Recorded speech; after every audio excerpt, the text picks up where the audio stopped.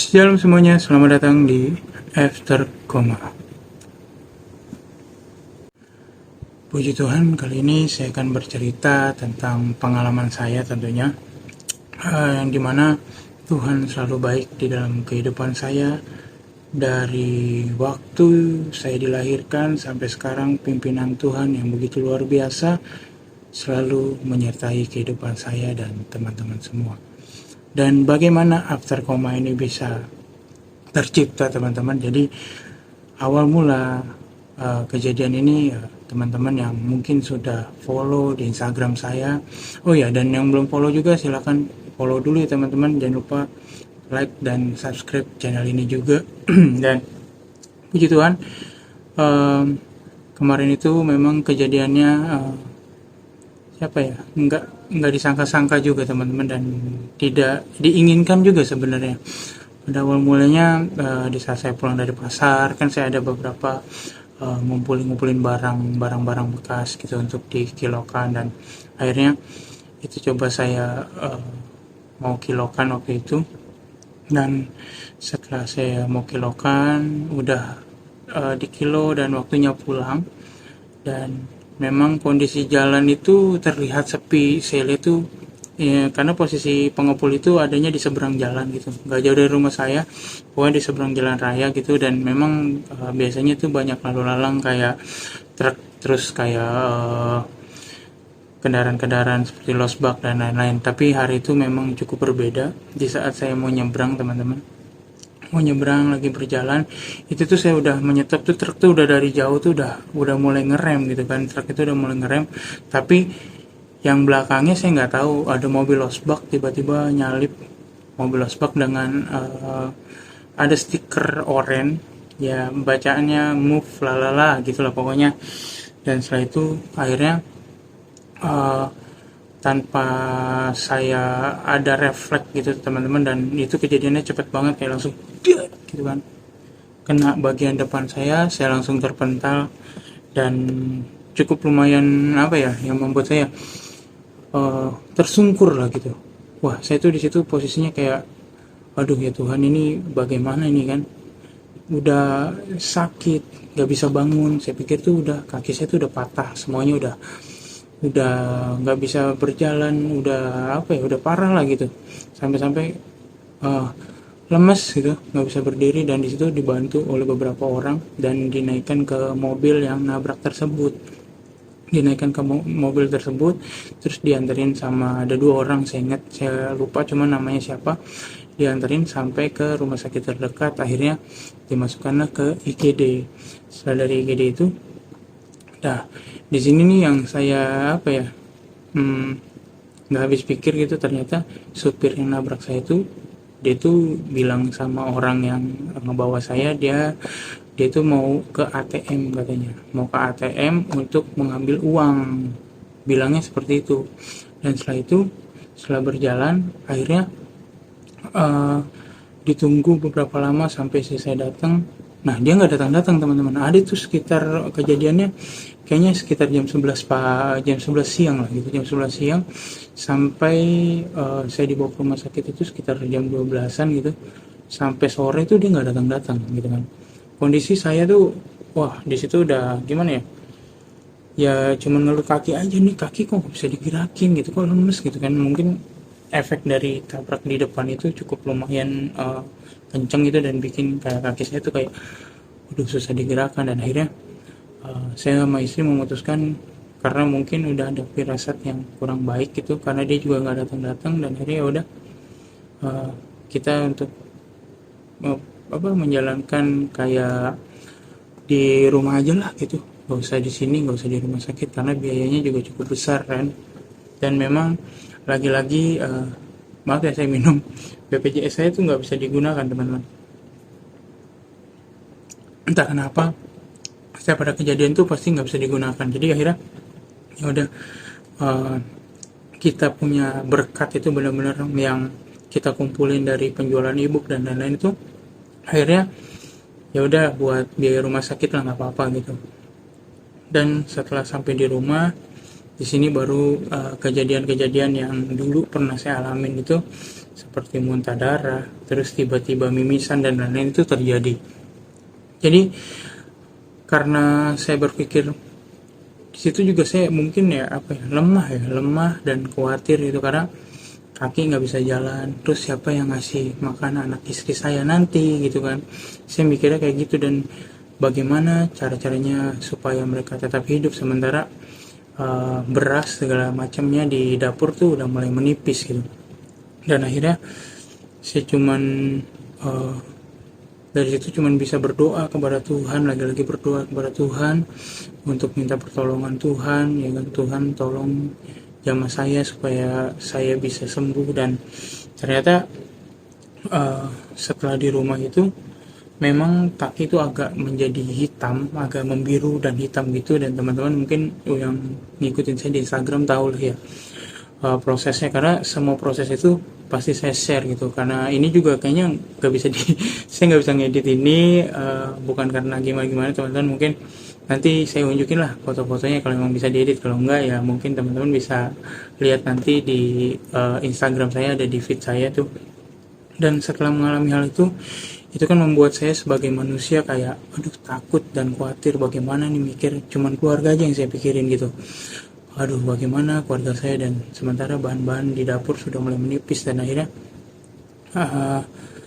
di situ saya mulai khawatir, dan mereka para satanis gitu kan, selama ini saya ini suka sekali ngebongkar agenda-agenda mereka, dan mereka memang mungkin agak kurang senang gitu karena perbuatan dari saya itu mungkin udah mulai membongkar agenda mereka, bikin mereka resah kayak wah ini ada satu orang satanis yang dulunya satanis, padahal saya belum satanis banget dulunya gitu kan, tapi udah berani bongkar dan lain-lain. Jadi ya setiap saya kenapa-napa pasti mereka maunya saya tuh hancur di dunia gitu kan, maunya mereka saya berhenti podcast, berhenti berbicara tentang mereka, berhenti membongkar agenda mereka, berhenti untuk membuat ebook mereka supaya saya bisa ikut mereka gitu. Bahkan tawaran-tawaran juga sering saya share juga di Instagram saya gitu, sampai $500 itu hampir 8,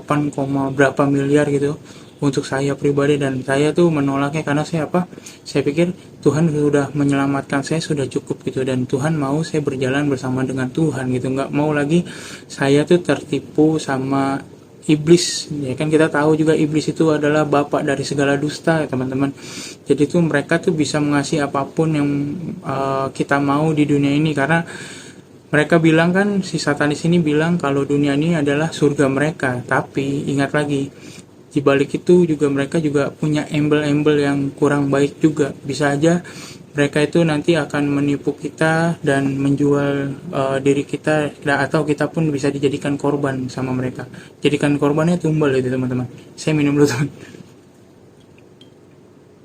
Jadi memang perjalannya waktu itu, setelah itu saya dapat beberapa serangan-serangan yang mungkin tidak bisa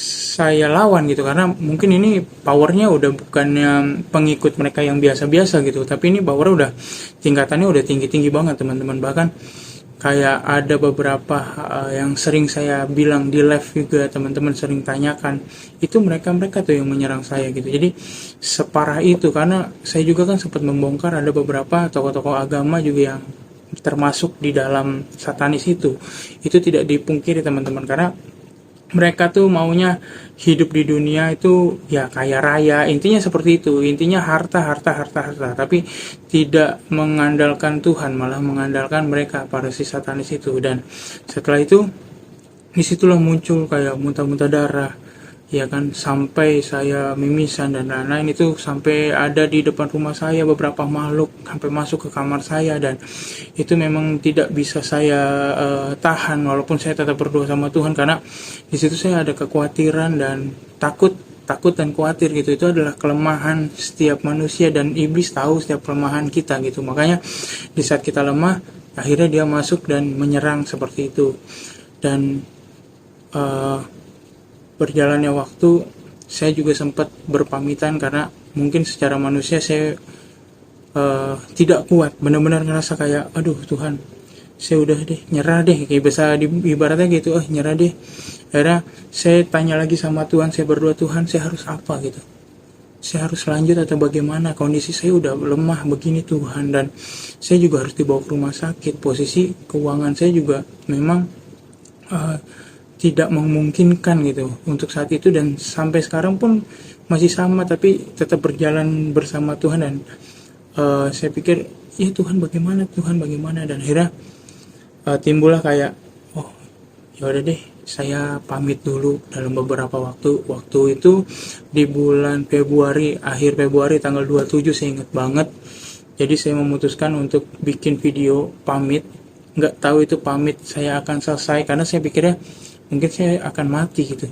Ini sih masih gemetar kalau menceritakan ini, mungkin saya akan mati ataupun saya uh, ya ya sudah selesai gitu, udah nggak bisa berbicara tentang mereka lagi dalam hal itu. Dan puji Tuhannya, Tuhan ternyata masih mengasih saya kesempatan untuk saya bisa bersaksi kembali, dan setelah itu juga Tuhan menolong saya supaya saya bisa dirawat ke rumah sakit. Waktu itu sempat sampai donor darah tuh sekitar 4 ya, sampai 4 kantong lah, 4 kantong itu untuk saya, karena saya udah kehabisan darah banyak banget teman-teman. Dan diagnosa dokter itu pas saya pertama kali masuk rumah sakit lagi, berarti itu untuk yang kedua kali ya, setelah ditabrak terus saya masuk lagi gara-gara serangan satanik, tuh memang nggak ada penyakit apa-apa, tapi memang darah saya itu habis, benar-benar habis, karena itu keluar muntah darah gitu, terus nanti dari hidung darah gitu, terus ya udah keluar terus itu. Dan mungkin kalau dibilang ya udah di akhir hidup lah kalau secara manusia, karena ya puji Tuhan gitu, masih dikasih kekuatan sama Tuhan, masih bisa ke rumah sakit, masih bisa menjalani donor darah, dan masih bisa menjalani apa namanya transfusi gitu, saya masih bisa dapat 4 kantong. Dan puji Tuhan dari situ berjalannya waktu beberapa hari, hampir seminggu dari rumah sakit. Nah itu saya udah agak mendingan gitu, agak sehat emang, cuman kondisinya nggak bisa keluar dari rumah sakit karena biaya, lagi-lagi karena faktor biaya gitu teman-teman. Dan segala cara dilakukan gitu kan. Waktu itu kita dibantu sama anak-anak Tuhan, mungkin mereka nggak mau disebutkan dalam hal ini, tapi ada yang ketolong juga dalam hal dibantu nih. Pertama saya untuk bisa pulang gitu, bisa bersaksi, tapi seiringnya berjalan gitu teman-teman itu disenang tuh, udah wah puji Tuhan nih semuanya udah terkumpul gitu kan, kondisi kaki juga udah mendingan, udah baik gitu, udah bisa jalan walaupun agak-agak sakit, dan badan juga udah mulai seger gitu. Nah ini pas mau pulang waktu itu kan sama istri udah siap mau pulang dari rumah sakit, itu baru sampai pintu depan itu kan, pintu depan IGD itu tiba-tiba kayak beng, saya tuh ngerasanya kayak saya tuh jungkir balik teman-teman, kayak teng, gimana sih, waduh kayak gitu. Tapi yang dilihat sama kondisi istri saya dan lain-lain itu saya kayak pingsan ke depan gitu, kayak pingsan. Akhirnya nggak lama dari situ ngorok kayak orang mau meninggal kayak gitu, kayak napasnya kayak gimana sih, kayak tersendat. Dan setelah itu akhirnya dibawa ke IGD, nggak lama langsung ke ruang ICU, dan disinilah baru yang disebut after coma teman-teman.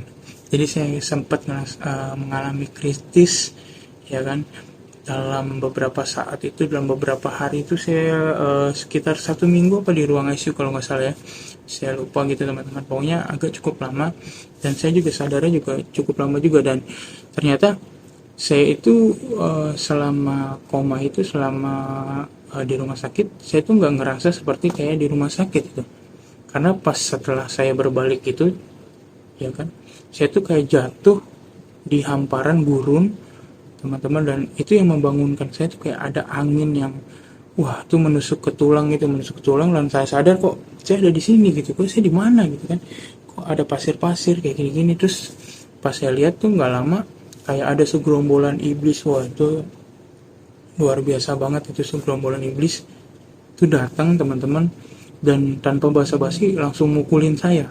Itu tuh saya kerasa kayak digebukin sama orang yang di dunia gitu teman-teman, kayak ditendang, diinjak gitu, kepala saya diinjak. Terus saya ngerasain juga kayak ada keluar darah, itu benar-benar saya dicambuk, ditusuk-tusuk. Oh, itu benar-benar kayak kayak digebukin gitu ngerasanya. Aduh ya Tuhan, ini saya nggak tahu gimana caranya. Pada awal itu saya cuman ampun tolong, tapi saya ingat kayak aduh ini sepertinya nih saya perlu pertolongan Tuhan. Itu saya benar-benar keinget, kayak saya langsung teriak, Tuhan Yesus tolong saya, Tuhan Yesus tolong saya gitu. Dan akhirnya setelah saya teriak itu Tuhan tuh kayak datangnya kayak benar-benar kilat gitu teman-teman, dan cahaya tuh gitu langsung datang ke tengah-tengah saya itu, kayak di depan saya nih. Saya kan lagi tiduran gitu ya kan, posisi lagi diinjak-injak, lagi dipukulin gitu sama mereka.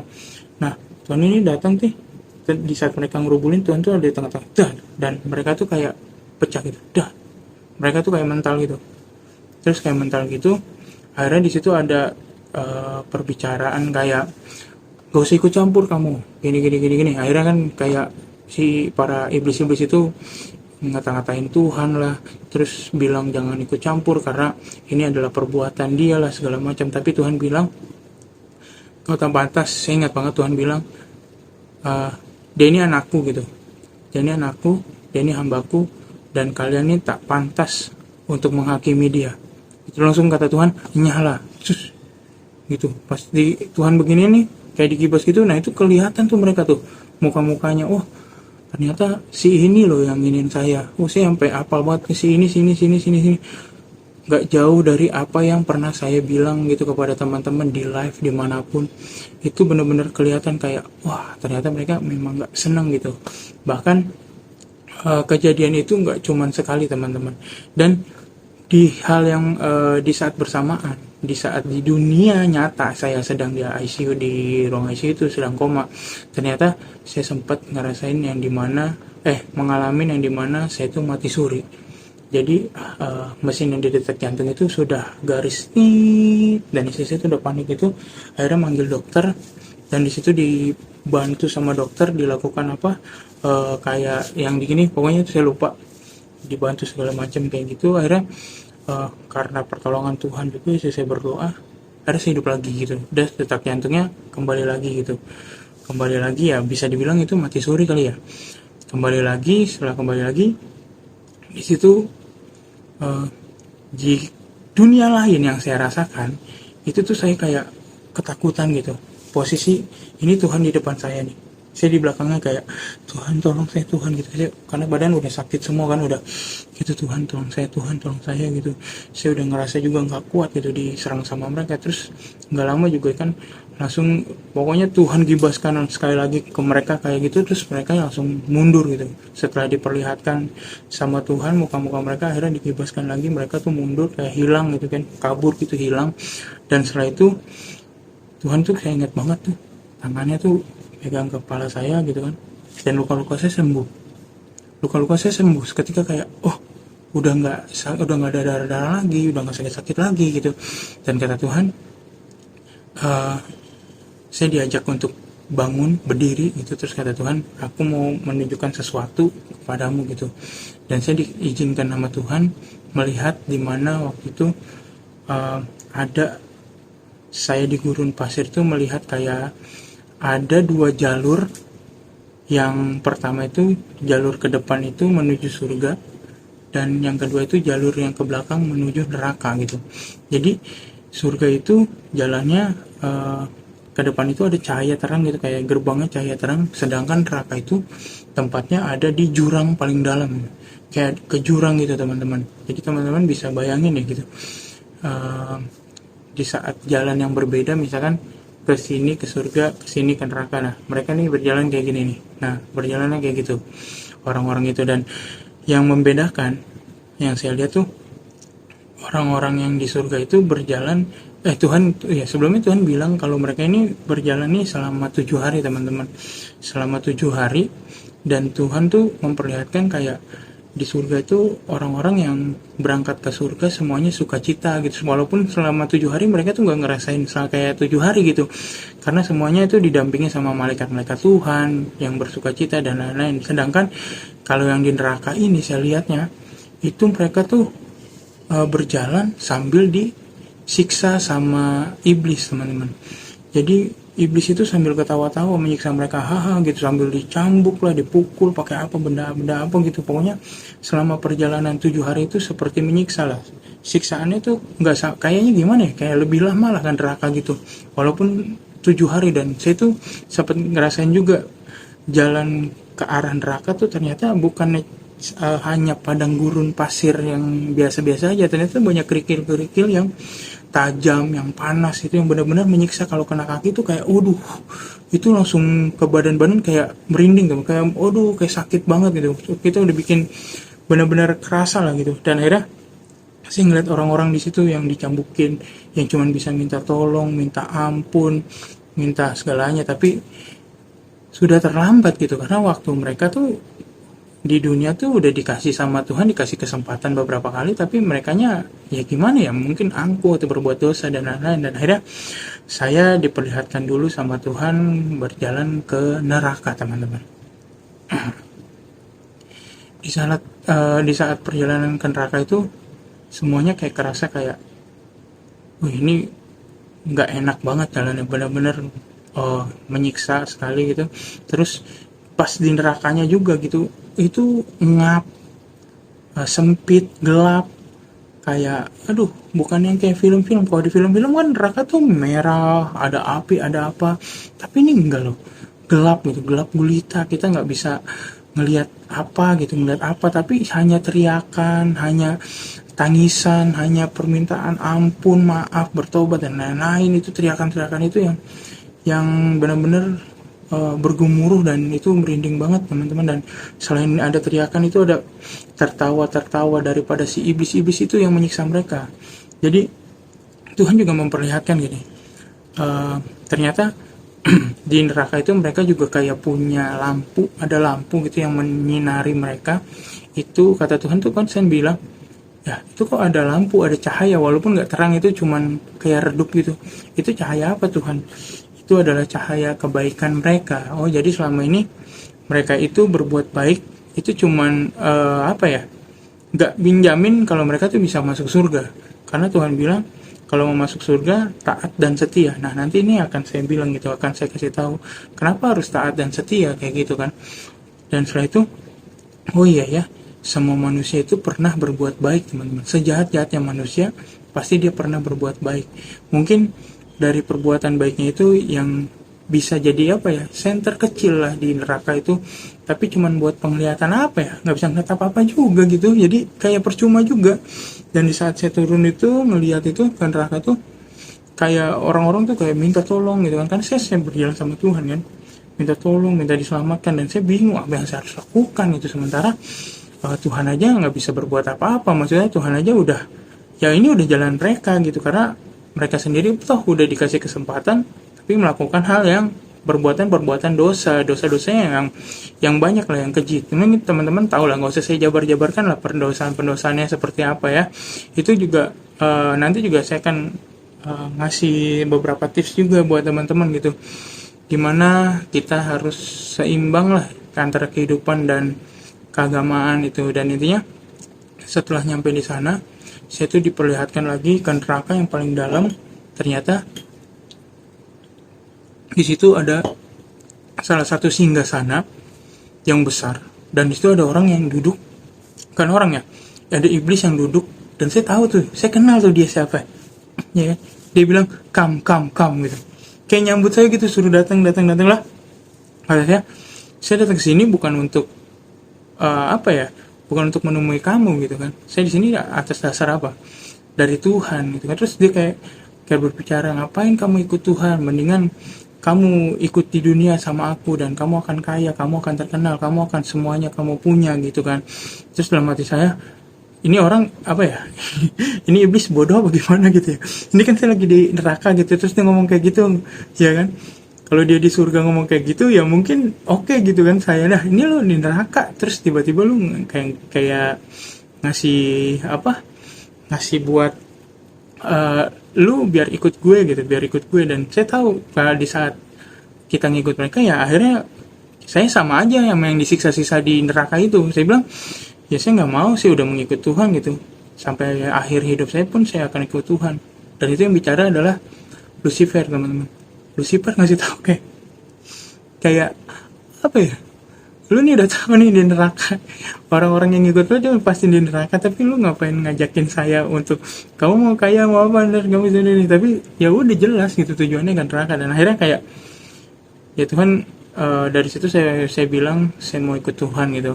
Akhirnya di saat itu memang saya berjalan sama Tuhan, langsung dikasih lihat ke arah surga. Jadi benar-benar yang ke arah surga tuh wah, bisa dilihat luar biasa banget sih teman-teman, karena di arah surga itu ternyata orang-orang itu semuanya tuh berjalan bersama malaikat itu dengan sukacita, dan jalannya itu bukannya jalan yang berbatu, tapi jalan yang mulus, jalan yang baik, semuanya jalannya nikmat, enak banget dijalaninnya. Wah, puji Tuhan guys ya, puji Tuhan ya, pantas saja banyak orang-orang yang ternyata berbandingannya wah benar-benar kebalik nih gitu, benar-benar kebalik.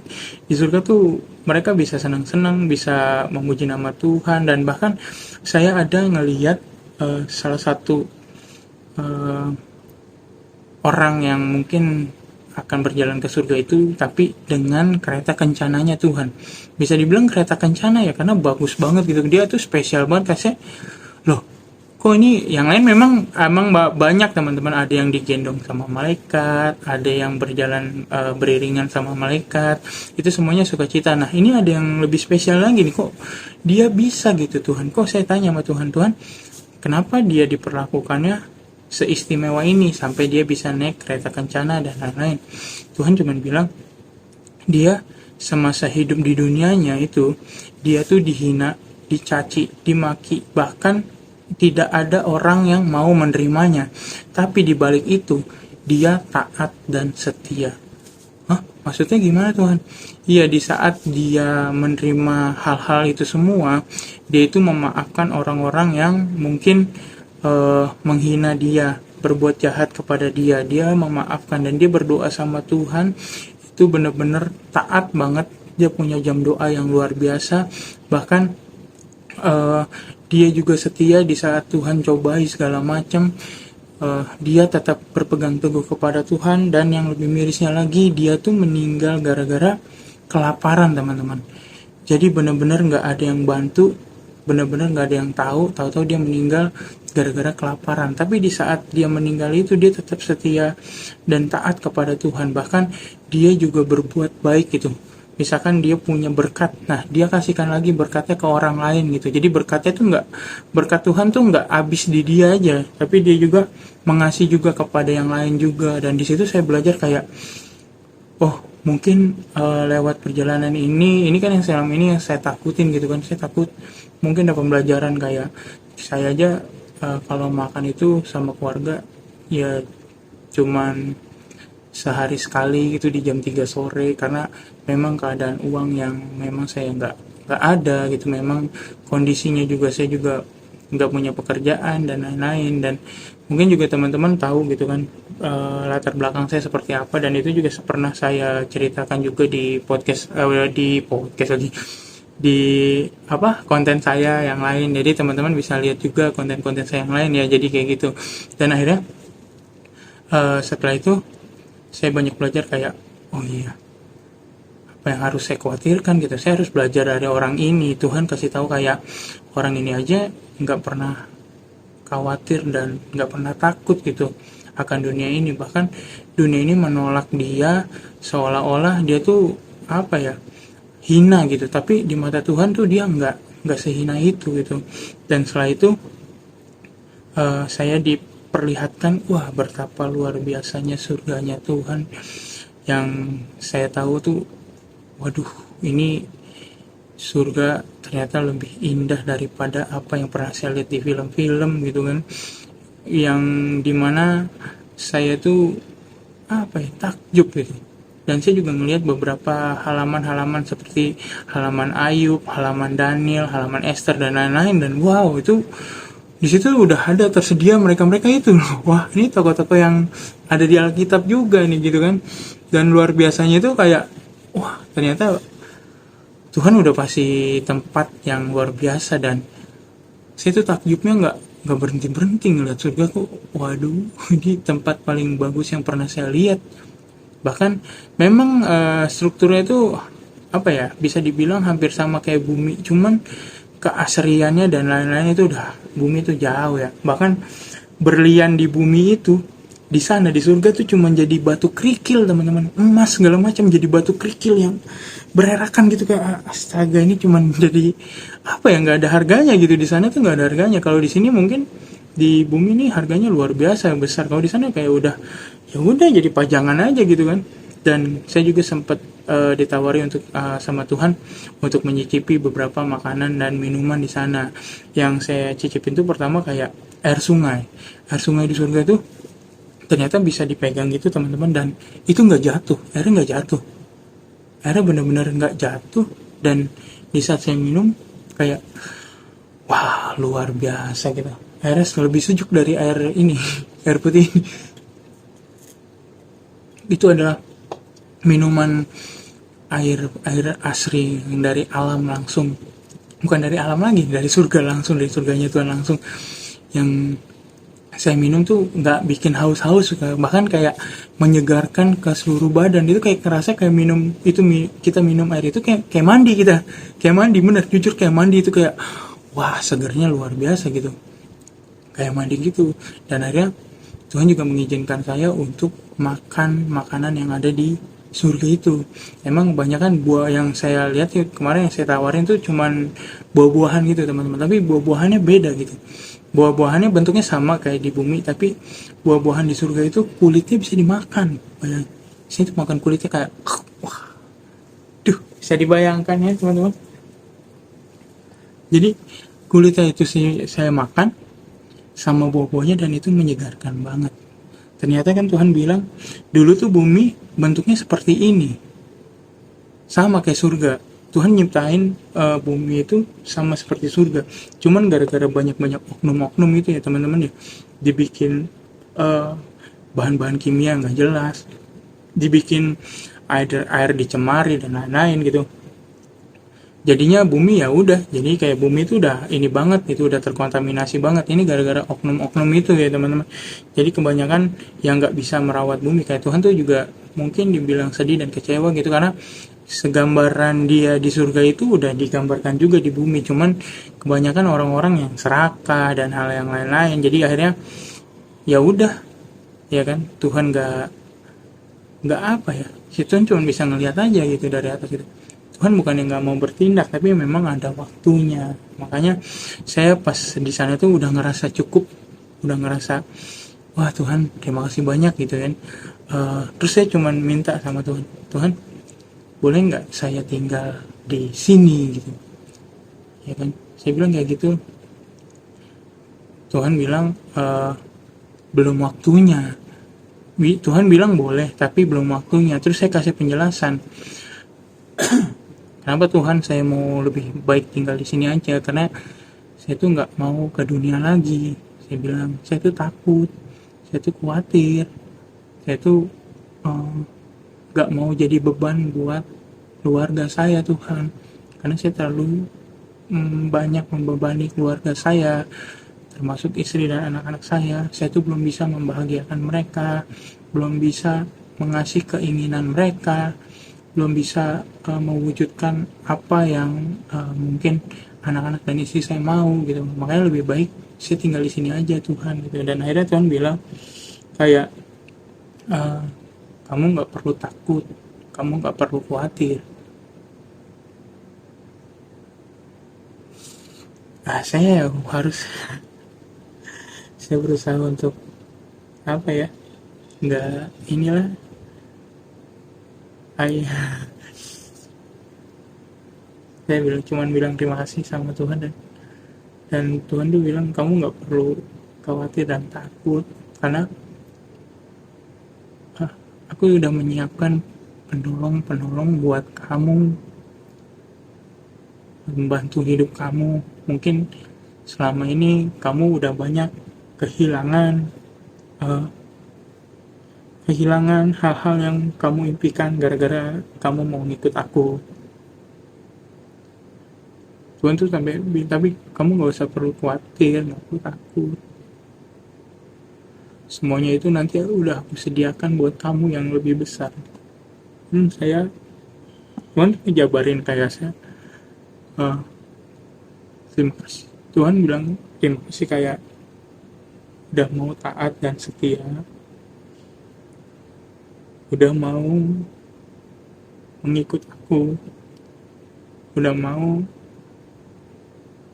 rela dihina, dicaci, dimaki sama banyak orang, tapi itulah, uh, di saat kamu berjalan bersama aku, ya kan,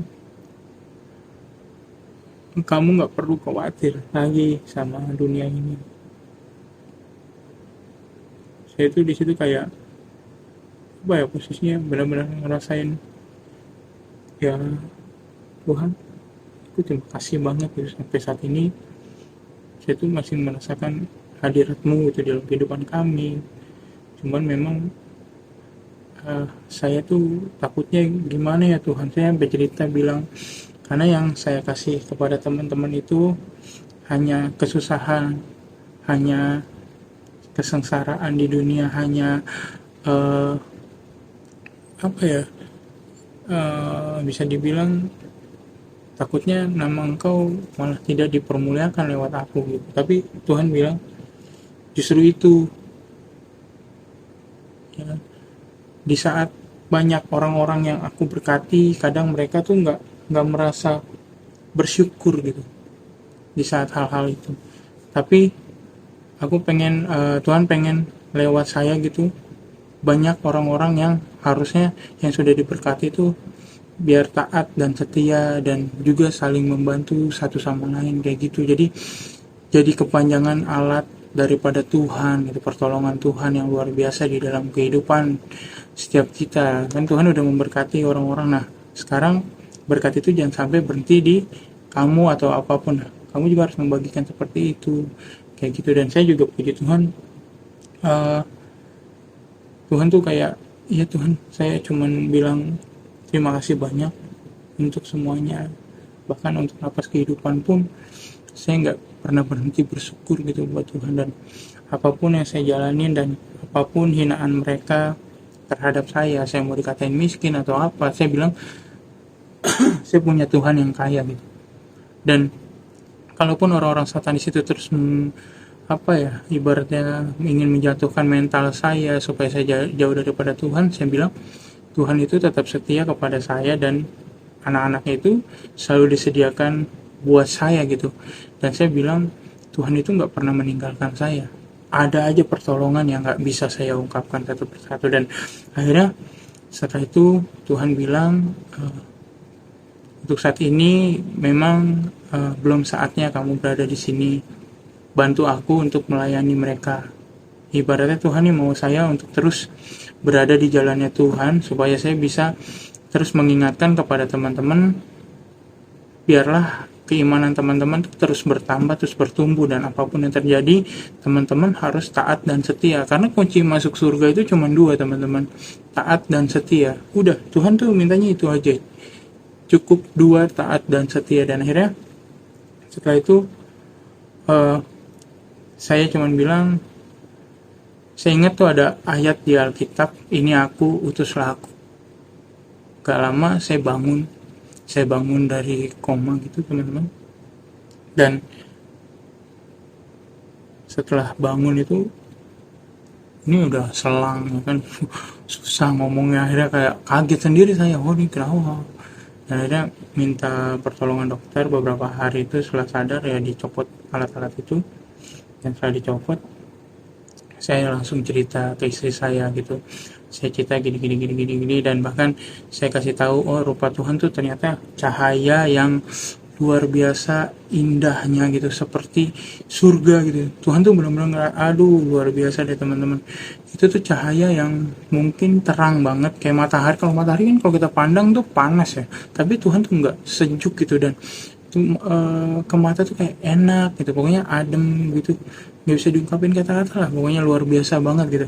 Dan setelah itu juga saya cerita sama istri saya pengalaman saya di mana saya dibawa Tuhan di salah satu padang gurun dan besar, dan di situ juga saya sempat ketemu sama mungkin yang pernah diceritakan sama istri saya, dan itu benar-benar tuh dia tuh memang orang baik gitu teman-teman. Dia tuh memang orang baik, tapi dia nggak taat dan setia, dan akhirnya dia tuh cuman muter-muter di padang gurun itu aja teman-teman. Karena Tuhan tuh mau kita tuh bukannya cuman sekedar baik, karena kalau kebaikan itu para satanis itu justru lebih baik gitu teman-teman. Mereka bisa menyediakan apapun yang kita inginkan gitu di dunia ini, tapi yang mereka nggak punya adalah kesetiaan dan taat gitu kan. Mereka nggak taat sama Tuhan, karena Tuhan maunya seimbang nih. Dan dua kata kunci kalau teman-teman mau masuk surga, cukup lakukan taat dan setia. Maksudnya taat itu apa sih? Ternyata setelah saya telah itu, taat itu banyak konotasinya dan banyak artinya gitu. Jadi kalau taat itu seperti kayak kita tuh harus mengikuti ajarannya, ya kan, terus membaca lagi apa yang udah Tuhan perintahkan di dalam kitab-kitab sucinya. Makanya buat teman-teman nih, kalau yang pada saat hari ini ada kitab suci cuman ditaruh di pojok-pojokan, nah itu mari yuk kita sama-sama lagi membangun diri kita untuk taat lagi nih, untuk bisa membaca lagi, untuk kita bisa bersihin lagi, untuk kita bisa lebih lagi, biar jatuhnya kitab-kitab itu adalah pendoman itu. Sebelum kita lahir ternyata Tuhan sudah menyatatkan, sudah menggariskan semuanya di situ kayak gitu. Dan juga Tuhan mau kita setia tuh, setia dalam arti apa? Setia tuh dalam arti kita di saat mendapat pencobaan kita masih setia nggak sama Tuhan gitu kan. Tapi kan gini, kadang manusia di saat dikasih cobaan Tuhan saya nggak pernah nyobain gitu, nggak pernah kasih cobaan, tapi Tuhan tuh selalu mengajarkan kita untuk terus bertumbuh supaya kita tuh lebih next level lagi, lebih jadi manusia yang dewasa lagi. Dan dewasa tuh bukan cuman bertambah usia, tapi juga bertambah dari dewasa keimanan, dewasa rohani, dan lain-lain gitu kan. Jadi kalau nggak ada tantangan, nggak ada levelnya, kita nggak mungkin kan, mungkinnya stuck di situ aja kan. Kita nggak mau sebagai manusia stuck di situ aja. Tapi Tuhan bilang lewat semuanya yang Tuhan kasih, misalkan kesusahan yang dikasih sama Tuhan, misalkan nih dikasih ke kita. Nah, kita kan biasanya kita meminta sama Tuhan, Tuhan, tolong lepaskanlah dari kesusahan ini, tolong bikin aku sukses, tolong doakan ini usahaku gini. Nah, di saat itu kan kita masih bisa masih bisa menyebut nama Tuhan, berdoa sama Tuhan. Nah, tapi di saat Tuhan sudah kasih ke kita kekayaan, semuanya kebaikan, pokoknya keindahan dan lain-lain di dalam kehidupan kita, masihkah kita masih bersyukur? Kadang-kadang kan manusia setelah dikasih sama Tuhan dia lupa. Dia bilangnya, ini karena kekuatan gue nih, ini karena percapaian gue nih, ini karena diri gue, karena gue bisa gitu kan, karena gue berusaha gitu. Tanpa dia pikir lagi, balik lagi, dia pernah berdoa, Tuhan sukseskanlah kerjaanku, Tuhan sukseskanlah usahaku. Nah itu, Tuhan bukannya suka, Tuhan tuh ya cukup sedih lah kalau ngelihat manusia tuh yang kayak gitu. Jadi jangan jadi manusia yang apa-apa dengan kekuatan kita sendiri, kita bisa apa-apa dengan dengan pemikiran kita, kita nih gara-gara diri aku loh, gara-gara ini loh, padahal Tuhan tuh udah sediakan buat kamu. Dan juga saya selalu mengingatkan kepada teman-teman di saat berdoa itu jangan gampang kecewa sama Tuhan gitu. Di saat teman-teman minta sesuatu, misalkan teman-teman berdoa minta mobil gitu, ya Tuhan aku pengen punya mobil gitu kan. Tuhan tuh nggak bakal bisa ngasih langsung kayak hari ini kamu berdoa, hari ini kamu dapat gitu. Dia tuh nggak seperti itu sistemnya, tapi tuh Tuhan ngeliat dulu kemampuan kamu, kekuatan kamu udah cukup apa belum gitu kan. Dilihat kayak, kamu nih udah minta mobil padahal makan aja kamu masih susah gitu kan. Contohnya gitu ya. Di saat nanti Tuhan tuh bisa aja kasih tuh mobil buat kamu ya kan. Tapi di saat Tuhan kasih kamu mobil hari itu juga, bisa nggak kamu isi bensinnya? Bisa nggak kamu bayar pajaknya? Bisa nggak nanti kalau bannya bocor, bannya rusak, mesinnya rusak, kamu perbaiki? Bisa nggak? Tuhan tuh tahu kemampuan kita sebagaimana gitu. Jadi kalau teman-teman ada permintaan sesuatu belum dijawab sampai hari ini, teruslah berdoa, tetaplah berdoa, dan jangan pernah kecewa sama Tuhan, karena Tuhan tuh tahu yang mana yang kamu perlukan untuk saat ini gitu. Kayak misalkan kamu butuh mobil, padahal kamu butuh makan. Nah, Tuhan kasih nih buat kamu. Aku kasih dulu nih buat kamu makan, ya kan? Jangan lupa bersyukur juga lewat situ. Terus Tuhan juga kasih kamu berkat dikit-dikit nih buat nabung, buat beli mobil, gitu kan, atau buat jaga-jaga nanti kalau sesuatu terjadi apa-apa buat kamu gitu. Jadi intinya jangan gampang kecewa sama Tuhan, seperti itu. Dan di sini saya juga mau membagikan after koma ini kepada teman-teman itu, ya supaya teman-teman makin diteguhkan. Dan saya juga di sini menyatakan kalau saya akan terus mengikut Tuhan apapun keadaannya, bahkan kalau boleh bersaksi lagi, baru-baru ini juga orang tua saya juga mungkin setelah saya sembuh beberapa minggu gitu, terus sekarang orang tua saya sakit. Kemarin sampai dibawa ke rumah sakit kena serangan jantung teman-teman, dan mohon doanya juga sekarang udah pemulihan, puji Tuhan. Tapi memang ada beberapa hal yang saat ini saya harus lewati ya, karena itu saya tuh sampai apa ya, bisa dibilang karena waktu itu kan orang tua saya yang berjuang buat saya gitu. Sekarang saya bilang saya gantian yang berjuang buat orang tua saya. Akhirnya saya itu saat ini pas orang tua saya sakit, masuk rumah sakit, ICU, koma, dan sekarang sudah operasi dan lain-lain, itu sampai mengorbankan surat tanah kita. Surat tanah kita itu sampai kita gadaikan ke perorangan, ya kan. Tapi digadainya itu kenapa bisa digadai perorangan, nggak ke bank atau lain? Karena namanya itu, sertifikatnya itu masih nama orang pertama itu. Jadi kami cuma punya AJB doang teman-teman, jadi nggak bisa kalau di bank dan lain-lain. Jadi harus balik nama dulu, dan prosesnya juga cukup panjang dan butuh biaya yang besar. Akhirnya saya nggak gimana ya, saya tetap berdoa sama Tuhan, minta hikmat daripada Tuhan. Dan ini mohon doanya juga ya buat teman-teman semuanya. Dan saya juga berdoa sama Tuhan, kiranya ini bisa saya tebus sertifikatnya dalam, saya dikasih waktu 6 bulan dari sekarang tuh. Dan biayanya itu cukup besar, 150 juta. Itu udah sama bunganya sekitar 25 juta. Jadi yang saya butuhkan sekarang 150 juta gitu teman-teman. Dan kiranya ya saya terus berdoa sama Tuhan lah, biar rumah itu nggak disita. Orang tua saya sekarang udah, puji Tuhan, sudah makin pulih, sekarang udah dirawat di ruang rawat inap gitu. Cuman memang nggak ada biaya BPJS. Dan mungkin kalau boleh cerita sedikit tuh, papa saya tuh waktu itu lagi pulang dari pasar, tiba-tiba jatuh di jalan, pingsan, ditemuin sama orang, pas dibawa ke rumah sakit ke IGD itu udah ngorok, akhirnya masuk ke ICU.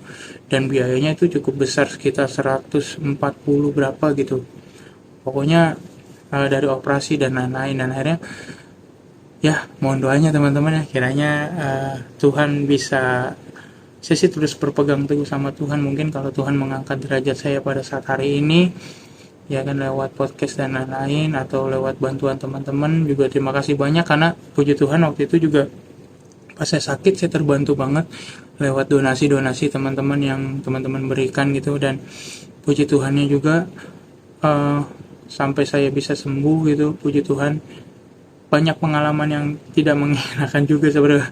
Pas saya sembuh waktu itu sempat kehilangan uang karena diambil sama orang sekitar 21 juta, dan itu pengalaman yang luar biasa. Dan saya hanya belajar dari orang yang Tuhan kasih tahu ke saya, kalau saya tuh harus mengampuni, harus mengasihi. Dan saya juga mengampuni orang yang menabrak saya mengampuni orang yang mencuri uang saya gitu, saya mengampuni mereka itu semua. Padahal itu kalau secara manusia ya berat ya, tapi Tuhan maunya kita mengasihi dan mengampuni.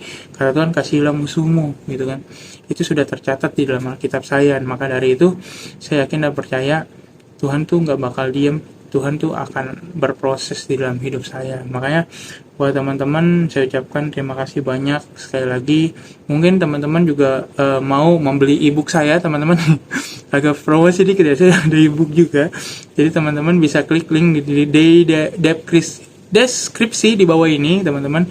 Di situ kalau teman-teman mau support saya lewat Social Bus boleh juga, atau mau transfer langsung lewat bank rekening bank BCA saya di 80 12.003 kali 153 itu atas nama saya pribadi teman-teman, dan saya puji Tuhan banget, merasa terbantu banget buat teman-teman semuanya yang mungkin mau membagikan berkatnya gitu. Dan saya ucapkan juga terima kasih banyak. Mungkin ini adalah After Koma part 1, nanti kita akan berbincang-bincang lagi kelanjutannya seperti apa, keseruannya seperti apa, dan saya juga dikasih penglihatan sama Tuhan bumi ini nextnya bagaimana.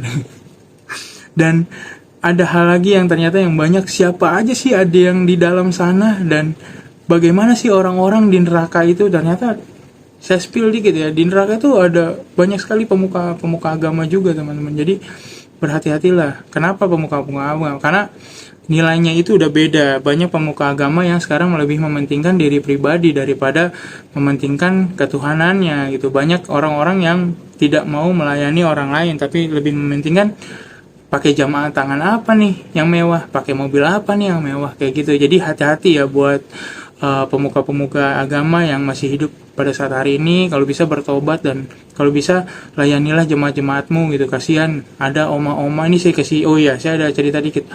Ada oma-oma mungkin dia sehari-harinya berjualan kerupuk gitu kan. Berjualan kerupuk itu menyisikan uang sekitar 5.000 sehari itu untuk, ini sih dapat cerita juga ya, dan ini untuk dikasihkan ke persembahan gitu. Ini di agama kita ya, di agama saya, bahkan di agama lain juga banyak kok kayak gitu. Jadi dia udah ngumpulin uang, datang di hari Minggu persembahan, tapi di saat dia udah ngumpulin nih, yang ternyata persembahan yang dipakai, yang dikasih itu dibuat untuk pribadi. Itu sangat berbahaya banget. Dan juga dibuat untuk poya-poya keluarganya, pergi kemana, dan sementara si nenek-nenek ini itu sampai akhir hidupnya nggak tertolong karena sakit. Dari gereja tuh nggak ada yang melihat, dari gereja tuh nggak ada yang tahu, dari gereja tuh nggak ada yang melayani, dari gereja tuh nggak ada yang yang ngasih dan lain-lain. Dan tapi ini nggak semua gereja ya kayak gini, ada beberapa oknum aja nih, kita sebutnya oknum gitu. Maka daripada itu Tuhan marah banget gitu. Tuhan marah banget. Kamu sudah dikasih kuasa daripada Tuhan, bisa menyembuhkan dan lain-lain, tapi kamu tidak melakukan apa yang Tuhan ajarkan untuk melayani orang-orang yang kesusahan dan lain-lain seperti itu. Dan juga itu nanti akan saya bagikan di part 2, jadi tunggu aja teman-teman ya. Dan akan saya spill juga orang-orangnya siapa-siapa aja. Jadi saya terima kasih banyak yang sudah menonton teman-teman. Jangan lupa support channel ini dengan cara like, comment, subscribe, share juga. Dan kalau teman-teman butuh saya untuk melayani di tempat teman-teman, saya sangat terbuka sekali. Atau teman-teman mau mengundang saya podcast juga, puji Tuhan saya sangat terbuka sekali. Boleh DM langsung di Instagram saya, atau juga boleh ya udah DM aja sih di Instagram saya. Dan teman-teman yang mau beli ebook saya bisa klik di link Instagram saya di Rizky Katanya sama teman-teman. Jadi saya akan bagikan deskripsinya di bawah juga teman-teman ya. Jadi sampai ketemu lagi di After Koma part 2 dan After Koma lainnya. Dan saya Rizky Katanya pamit undur diri, dan sampai ketemu lagi di part 2. Dadah. Tuhan Yesus memberkati. Jangan lupa ibadah, jangan lupa berdoa. Jangan lupa ibadah, jangan lupa berdoa. Selagi kita punya Tuhan, kita kan aman.